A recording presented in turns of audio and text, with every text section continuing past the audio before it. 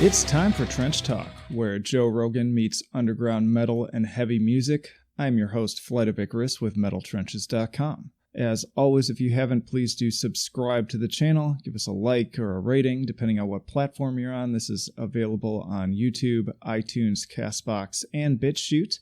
Also, follow us on social media. Sign up for our mailing list. And if you're a repeat listener, head down to the description and sign up for our Patreon or Subscribestar.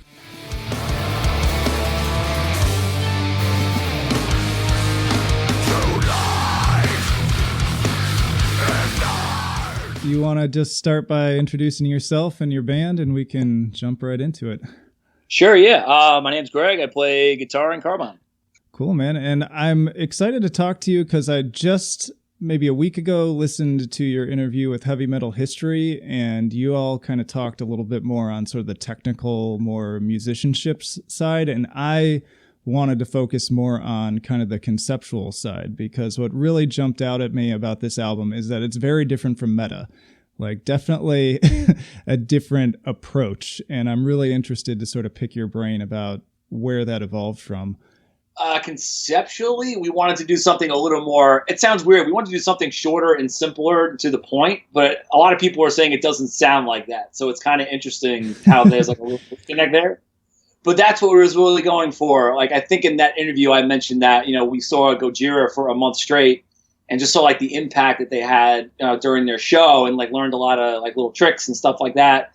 So that was like a huge influence and sort of like a good teacher for how to construct songs this time around. And, we pushed a lot of the melodic stuff further. I pushed a lot of the more guitar effects further and tried to not make it just like this technical, like metal, like machine gun fest, like a lot of our older stuff. We tried to make it a little more textural and harmonic and stuff like that. Yeah, because that was my first impression, was like Meta's pretty much balls to the wall almost the whole time, whereas this one definitely has a lot more dynamics and a lot more of in the press release it was kind of described as like shoegaze influences, which it seems pretty accurate. What brought that more into the fold? It's always been there with other projects I've been in, and even in Mike and I's older band, though I don't think I was listening to My Bloody Valentine back when Neck was around. But yeah, Kevin Shields' guitar work on Loveless just totally freaked me out the first time I heard it, and was a big inspiration for starting to use pitch shifters in general. So yeah, it's always been there. And I guess now, since we did that song Gratitude on Meta, and we were kind of surprised at how much we enjoyed that tune and playing it, and we were kind of like, let's see where this goes. Maybe we can push this a little further. And we started bringing in more influences like that to construct the songs. Did you like grow up on any of that kind of music too, or is that newer for you? No, not really. So I started listening to My Bloody Valentine maybe 15 years ago. Like I was into like bands like Failure. Failure is not really shoegaze, but it's sort of they were like a wannabe Nirvana, but they're a little more quirkier, I guess. And they used weird chords, and they always like went for like uniquely sounding songs. And, like all their vocal melodies are weird and stuff. And it's almost like Shudder to Think, but a little more polished. And so that's always sort of been there with our music somewhat. And then, but when I heard My Bloody Valentine and started getting into more of the shoegaze stuff, I really attached to that. And then, like bands like Radiohead, they're not really shoegaze, but they have like that washy type of guitar sound sometimes, where it feels like there's a lot of reverb on the guitar, and it creates this other dimensional like space happening with the guitar, which is really interesting to me. Yeah. And that also, I described in my review as kind of like a mescaline trip almost. Like everything's just very kind of dreamlike and kind of, I don't know if this is what you were going for, but like I just get this very sort of like you're depressed, but you're also like on medication. So it's like trying to make you cheerful, but it's not helping that much. So I don't know. Wow. I never heard that before. That's pretty good. Yeah. Like, I don't know. I was just getting this very strong vibe, and it reminded me a lot too. Like I got into shoegaze pretty late too, but I did grow up on like a pretty steady diet of grunge. And so I was thinking a lot of things like Sonic Youth and early Nirvana to an extent. Sure. Just things that it just had that same, like even like Smashing Pumpkins to an extent, just that kind of bleak 90s sort of nihilistic sort of vibe that was just all over the radio at that time. And I guess maybe that's just me, but I was really curious if like that had any sort of impact on this album. I'm sure it had. I mean, I love Smashing Pumpkins and Sonic Youth. I love what's that one record they put out? Experimental, Jet Set Trash, and No Star. Yeah, that's like that group of songs that are really strange and they don't really sound the same. There's like a ray gun, I think, in one of the songs or something like that. And yeah, they're not a direct influence, but they must have, I guess, because I used to listen to that album a lot. Smashing Pumpkins with their huge guitar sound is definitely an influence. I mean, on this record, the guitar is jacked way more than on the other albums, I think. Yeah. And that was done intentionally to kind of get, like, I'm a huge fan of like Torch and Hum and like My Bloody Valentine songs. The guitar is like way louder than everything else. And it's not that crazy, but we were kind of going for that a little bit.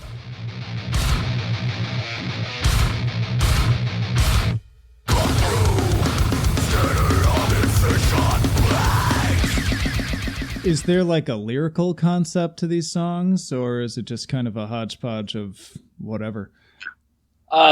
As far as the overall album, I'm not really sure, to be honest with you. Mike usually like handles all the lyrics and stuff, so he has his own way of coming up with topics and stuff. And I know he doesn't like to be too specific with things. Like it's more about like how he's feeling with. What's the song? What's the feeling the song gives him, and how can he exemplify that with sort of this impressionistic type of style of writing? So I don't think throughout the whole album there's any type of theme or anything like that. I mean, but the songs are very similar to what we've written in the past, for sure. So is that your process? Like he doesn't usually start writing any lyrics until he hears like the guitars and stuff. So I hear bands do it kind of different ways. Yeah, we actually tried to do it at the same time this time, and it didn't work out just because we're so busy with work and everything. And Mike's especially busy. He's the busiest out of everybody in the band. So his time is limited. So we actually went forward with writing the material, and then when he was ready, he would just throw in his lyrics on top of it and the melody lines. And we'd work on it together in the studio to try different ideas, but essentially that's the process, as you mentioned. Do you, I mean, as somebody who like used to write lyrics and stuff like that, obviously like my kind of mood and my, like what I was going through at that time very much went into writing the words. But I'm curious, like as a guitar player, do you find that getting worked into sort of the style of how your guitar is sounding at any given time? Can you repeat that question? I didn't quite get it. So would you say that like your mood and like stuff that you're going through presently, does that kind of personify itself in the sound of your guitar in the music? Oh, I see what you're saying. I never got asked that before. Good. That's I try to ask the new questions. I can have like a minute gap of silence while I try to figure it out. That's all right. I'll edit it out. I don't know. I think more I try to, especially, it's definitely emotionally driven, I think, but I think more so, like usually the writing process is I'll hear something that kind of resonates with me, whether it's another band that I like or a song that I really don't like. And I feel angry and I just want to make something that's way better than that. That'll usually be the catalyst for me to pick up a guitar and turn on my iPhone and start recording ideas. And then as I'm writing the part and I get it to tape just as a demo, I'll go back to my original or the original thing that I heard to kind of compare it to see if it has that emotes the same thing with me. And if it does, then I'll put it in the bank and revisit it a couple months later to see if it actually does anything to me. Not forgetting what it is, Yeah. But it's usually not like I don't pick up the guitar and go, all right, I'm feeling sad today. What can I write that's sad? It's more of I'm very reactive when it comes to writing. Like I'm very inspired by like what other bands do and influences of what I grew up on and stuff, and a lot of the new stuff that's coming out. And my writing is kind of reactive to that. What were your core influences getting started? Oh, it's same. pretty much anybody who grew up around my time, which is like Metallica, like 90s grunge, like when Nirvana hit, that was like a life-changing experience when I heard Smells Like Teen Spirit. It's so cliche because like everybody goes through it, but it's really true. And then but then I discovered like bands like Aphex Twin and Mr. Bungle and Autechre and like bands like Portishead, just like weird stuff that came out. Dummy is an amazing album. They're about due, man. They need to put out something new. Oh, he did the last thing that guy did was the soundtrack for Ex Machina, right? Is that true? Yeah, that's amazing. Like the scene where the main character, the scientist who gets flown in, he like discovers that the Google guy is like, building robots and destroying them. That music underneath it, that's like, I think it's in 7, and it's just like the synthesizer that's like getting broken. That's so awesome. Yeah, that's the guy from Portishead, believe it or not. I did not know that. Yeah, now you know. And now, the more you know. Exactly. No, exactly. What caused? So, stuff like that. And then so after that, I'll pretty much listen to anything. What caused the shift to more pew pew laser sound, like Djent? Like what steered you in that direction ultimately? That's always been there. I think that was just more of trying to push the amount of effects more. With the Axe FX 3, there's a lot of cool little hacks you can do to sort of get it to switch between different sounds. And the challenge with what we do, and one of the things we always stick with, is like we have to be able to play it live. Like it shouldn't sound like it's too overproduced and there's too many my biggest gripe with music, especially metal these days, is like when they do that like choppy effect that builds up to like a drop or something like that. Like, because you can't do that live. It's a sample, or it's like an editing trick in Pro Tools or whatever. I happen to love that, but I know exactly what you're talking about. It always makes me think of like Born of Osiris, like comes immediately to mind, because they do that all the time. Right. I love that, man, but stuff like that drives me nuts because it's like, you can't do that live. You know what I'm saying? So I don't know. One thing we always do is like whatever sound that comes out of the guitar has to be reproducible through some type of effect or amp or Axe effects or something like that. So, but now with the way you can sort of merge computers with the Axe effects and have it do weird things, you can change patches and scenes and all that stuff rather quickly. So when I wrote the stuff, I was trying to see how many effects I can squeeze into certain songs, especially Dissect Yourself and Anti-Pattern. And then it was, after the song was written, it was trying to reverse engineer it to see if I could get the programming right so I could play it live and have all the effects actually affecting, as opposed to like having a backing track or anything like that. But as you were learning to play guitar, there wasn't like a band that sort of swayed you in that direction at all? Well, I got into the effect thing, I think, from A Perfect Circle. So, yeah, which is weird, right? So I had this like bullshit like Korg effect, and it always had like this weird delay. It didn't have an expression pedal. It had this thing called a pressure pedal. So the harder you pressed on it, the more, I guess, the expression value would go down. Yeah. So it was sort of like an expression pedal, but it had this one setting that just sounded like the delay was breaking and it started like pitching up, and I really liked that and tried to write that into some of the other songs. So then it was trying to find other pieces of gear that did that, and for some strange reason, like I listened to the Perfect Circle record and all the pitch shifting stuff that he did and found out what he used, and I'm like, oh, let me try getting some of that. And then I did, and then from there it just snowballed into like, getting whammy pedals, getting Digitech pitch shifters, getting the Axe effects, trying every multi-effects processor I could get my hands on to see what worked the best. So I guess that band was the catalyst for some strange reason. So at this point, like, how many pedals and stuff do you have wired together on stage? Not a lot. No, so I'm pretty bad. It's like I'm like, there's this Instagram feed called Rigs of Doom, and it looks awesome because it's just all these orange amps and these sick like pedal setups, and I just literally have like one pitch shifter and an Axe effects, and that's it. Oh shit! Well, you get a lot out of it. I mean, if it ain't broke, don't fix it, I guess. Yeah, it doesn't have that it doesn't have that. It's not as cool feel to look at. Yeah, it's not as cool to look at. Though it does look sick because it kind of looks like a weird 2001 computer thing. But It sounds great though. I mean, it doesn't sound the best through an amp. Like it sounds great. It sounds good, but it doesn't sound as good as like an orange amp. But we really don't play that type of doomy, like slow type of stuff. Everything is really fast and there's always effects changing. So you need something that's more digital. And, you know, the sound coming through front of house and through the recording, like it works for me. I'm really happy with it. So like you said, like I'm so used to using the Axe effects, I might as well just stick with it. Yeah. Go.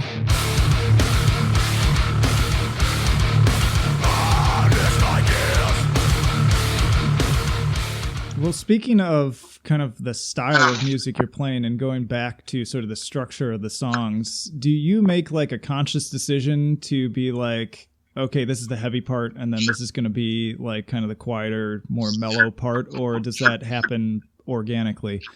It usually happens by accident. It's more of like we don't write songs in one shot usually. Like there's a couple of songs that are like that, but usually it's a hodgepodge of different writing sessions and trying to squeeze things together to see what works. For this record, my big sort of, I guess, goal was to create parts that not necessarily contrasted each other a lot, but I feel like some of our older material, like it kind of meandered a little bit for too long. Like there'd be like a 2-minute riff where it would change slightly, but it was just like this long, like it just sounded the same. So if you weren't really into the riff or anything like that, it would just bore you to tears for 2 minutes. Whereas this material, it changes a lot. So, you know, doing a machine gun riff or like a crazy Math Dillinger part for a whole song gets pretty boring after a while. So we're trying to really to break it up and try to create like just different places to go in the song. Do you have a favorite song on the album? It's weird because I feel like Fade Out's my favorite only because that does something that we've never tried before. And I don't know. I don't think a lot of people like, I don't know. It's just different for me. And I'm really happy with how that came out. There's a lot of other like weird, like songs we've never done before. Like XOXOY has a lot in it that kind of, it starts really heavy and then gets really light, which is really nice. We've never really done that before. And our good friend, Courtney Swain from Bent Knee, sang at the end of it and just totally changes the vibe of the band, which I really, really enjoy. And Amy Patterns is cool too because I don't think we've ever written a song like that before. Like it has like the gratitude thing with all the pitch shifting and stuff, but it's different. So I'm really happy with that song as well. Yeah. I remember what I was going to ask you. So speaking of that kind of different vibes and the softer sections, have you gotten any fans like complaining that like it's not heavy enough? Like, what's this shoegaze doing in my metal? I don't know. No one's really heard it yet, so I guess we'll find out. It's coming out today, so. Oh shit! I'll let you know in 24 hours. I've been listening to this thing for a couple weeks now, so it totally slipped my mind that it's not even actually out. So I guess I'll be interested to see what the reactions to it are. Huh. I mean, there's like quiet stuff and in sets on Meta. There's no part that sounds like that's in the middle of a song where the dynamic completely drops to the floor. A lot of the lighter passages on Mordial are segue tracks. Like that's like that's inspired by My Bloody Valentine as well, is where they would do these 30-second segues where it's just this one little sort of impressionistic soundscape and then it would jump to another thing. I'm not all that, like, I've never been a big listener of My Bloody Valentine, so I'm kind of curious to hear, like, what is it about their music that appeals to you so much? Check out Loveless. Loveless is the record. And not all songs are great, but the first 4 are fantastic. Like, I don't know. It's just, I mean, the layer of distortion is so dense and the vocals are so buried that it creates this, like, transcendental is like such a bad word, but it feels like that's what it is. Like it just feels like you're floating, but you're going as fast as you can at the same time. It's like a progressive, but sort of comforting at the same time. And I don't know, that it's heavier to me than like Morbid Angel. You know what I mean? Just because it's not just like brutal, like dude screaming. It has like this other dimension to it, which is, it contradicts itself in a way, but I don't know. My ear goes to that. I love that stuff. It's the same way that Aphex Twin, like he'll throw like this really disjointed beat over this really pretty piano etude or a really simple synth line that's all washed out with reverb, and the way those two elements smash together really creates something unique. I'll have to check them out. I've never been like super into that style of music, but I always like trying new things and getting new recommendations. If you're into 90s rock, you'll definitely like it, I think. I mean, some of their early stuff is more like more punkier. Like they used to be like a punk band before they got female singers in the band, and those songs aren't as great. But Loveless is definitely and their newest one. They actually put one out, I think it was like 5 years ago, and some of the songs on that are great too. Just the guitar is always going out of tune, and I don't know, they're good.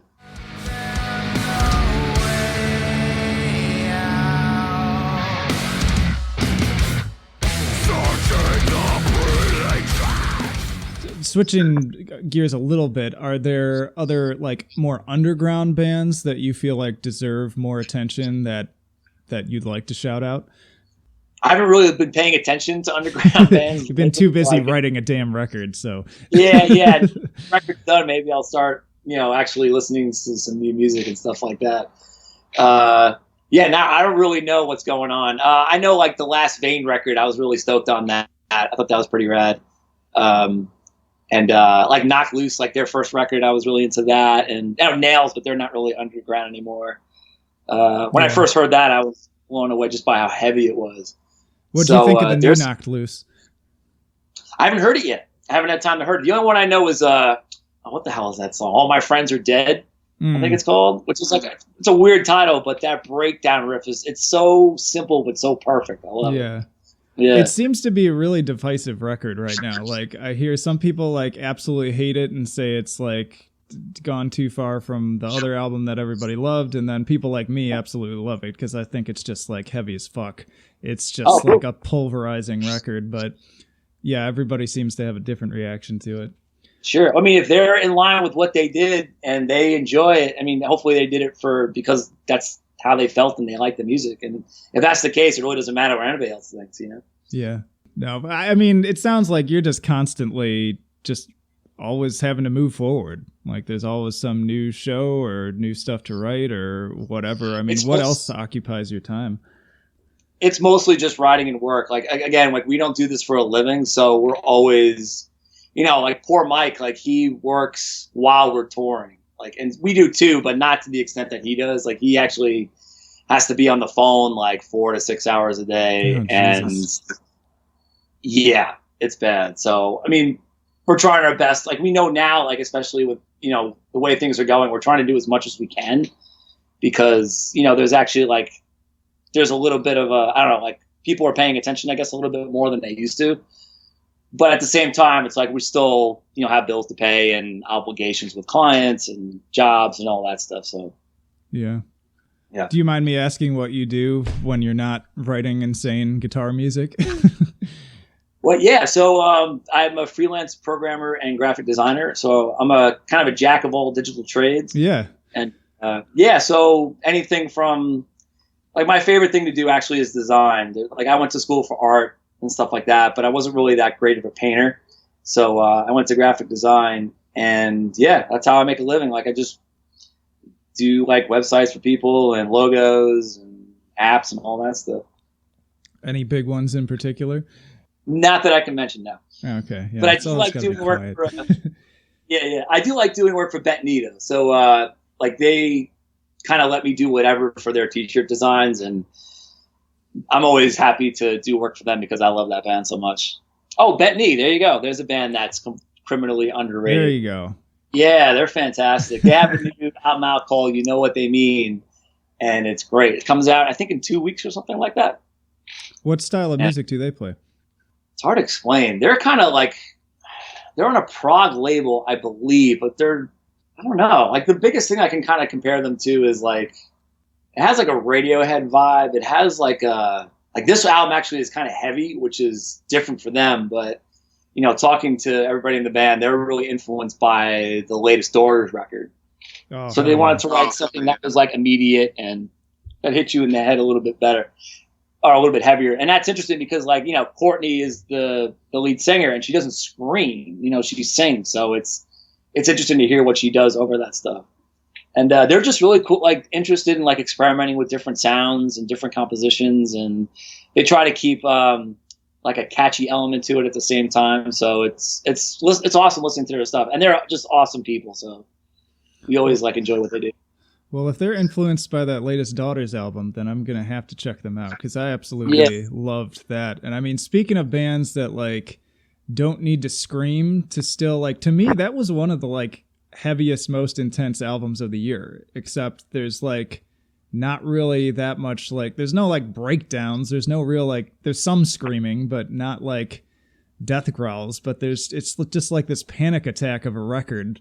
And yeah, that's a great way to explain it. Yeah, like I really didn't hit my ear the first time I heard it. Like I've been a Daughters fan since the first album, and then I heard this record and I'm like, okay, like it didn't really hit me at first, but then I saw them at Brutal Assault and I totally got it. Yeah, I think a lot of people had that same reaction that you did, and it was kind of interesting because I think people like yourself that were longtime fans that had been listening to their previous stuff, I had only heard them in passing prior to this album, actually. Like, despite all of the music kind of around and associated with them that I'm super into and have been for a long time, I just never sat down and was like, all right, I feel like listening to Daughters right now. So this was the first time I'd kind of listened to an album of theirs straight through, and it just like, for me, it perfectly connected, but maybe I would have had a different reaction with that added context.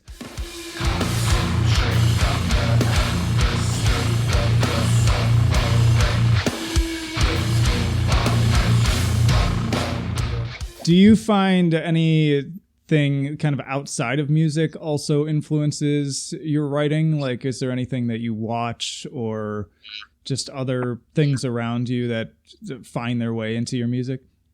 Yeah, artwork and movies, I think, are the two things. And, big series and stuff like that. Like, I'm always looking for textures that composers are doing. And, like, I'm a big fan of Johnny Greenwood from Radiohead. His scores are phenomenal. Like, there's a couple of rip-offs in the record. I don't know if anybody's going to hear it, but there's a couple of nods to him there. Interesting.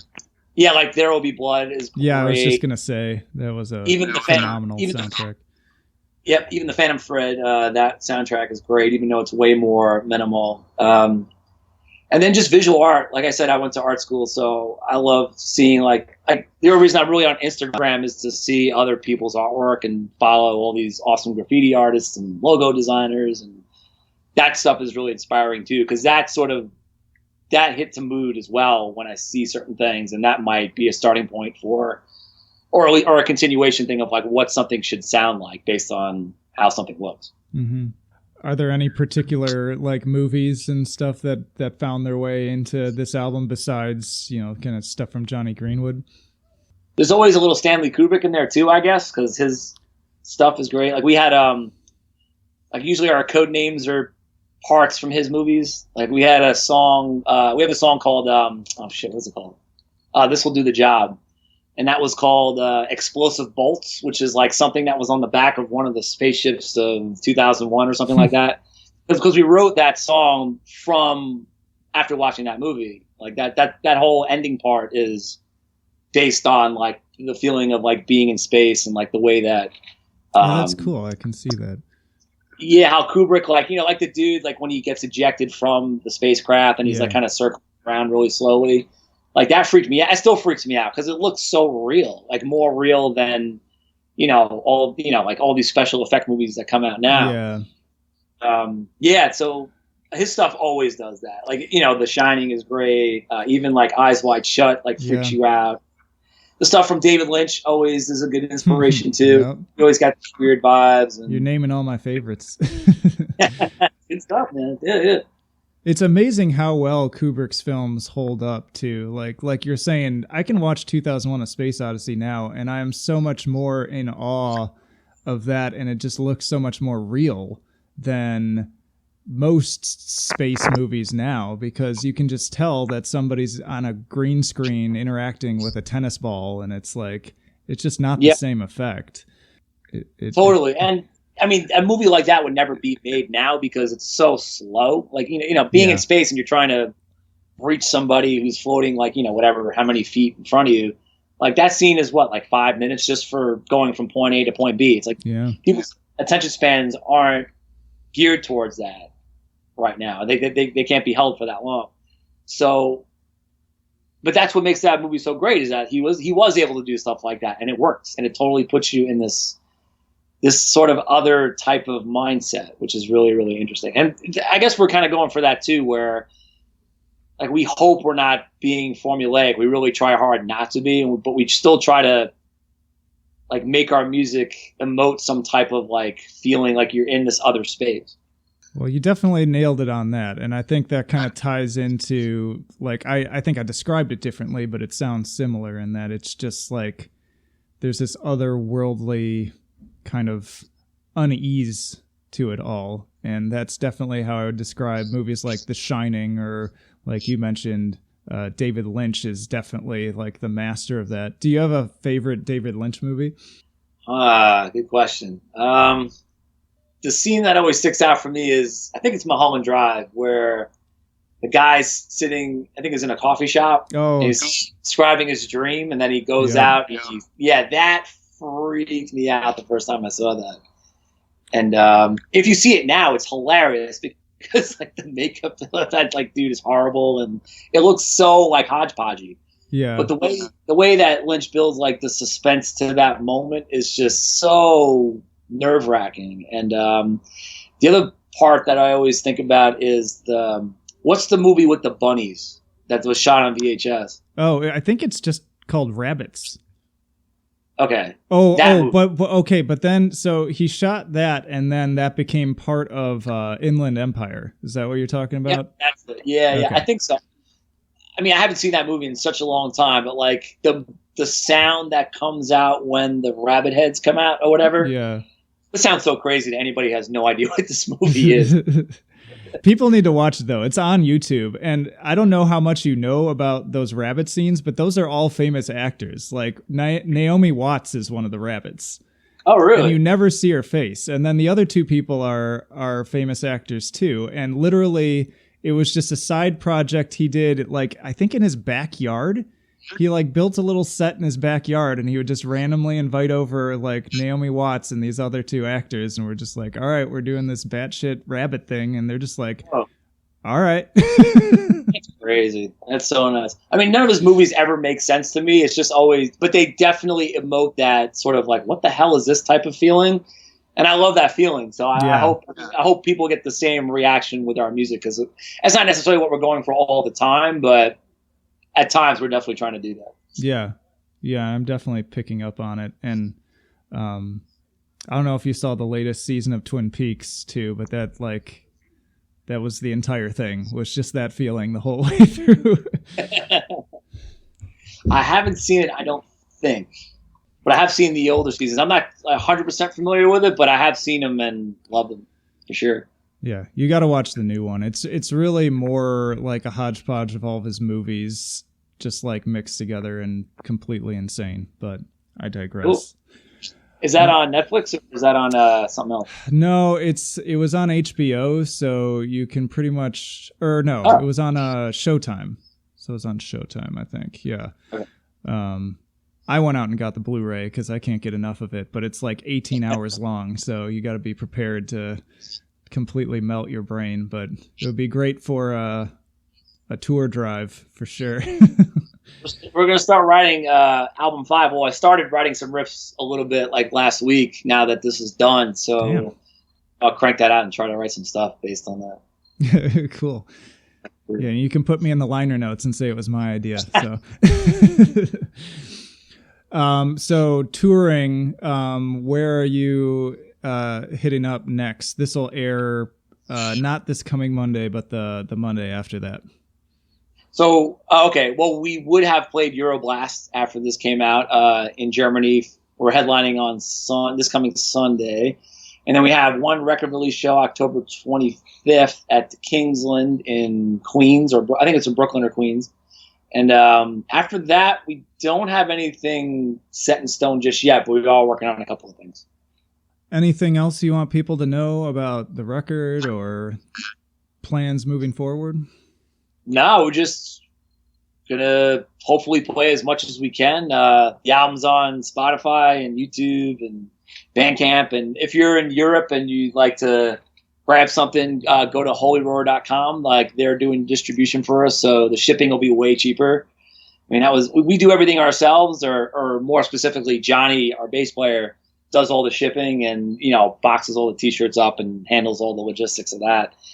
And so we would ship all the t-shirts and stuff over to Europe, and the shipping would just be, you know, just as much as the merch would be, which is really bad. So we're really happy that Holy Roar is working with us, and they're able to give a discount to our fans for buying stuff.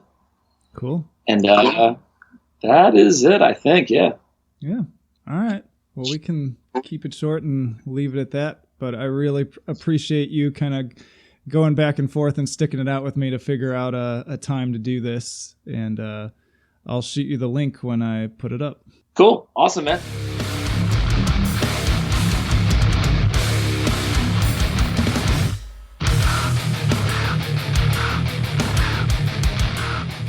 And that'll do it for this episode of Trench Talk.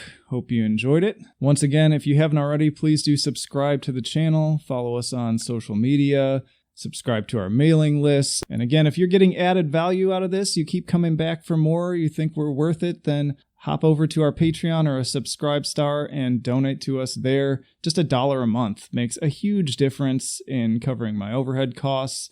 I mean, if everybody who listened donated just $1, like, not only would I be able to cover that overhead, but I'd also be able to try to expand and get better equipment, and it just frees me up to do more stuff. So links down in the description for all that. Links down there also where you can find Meta War and all Three Teeth stuff. But yeah, thank you just first and foremost for listening and continuing to be a fan. But that's it. Flight of Icarus signing off. I will see you in the trenches.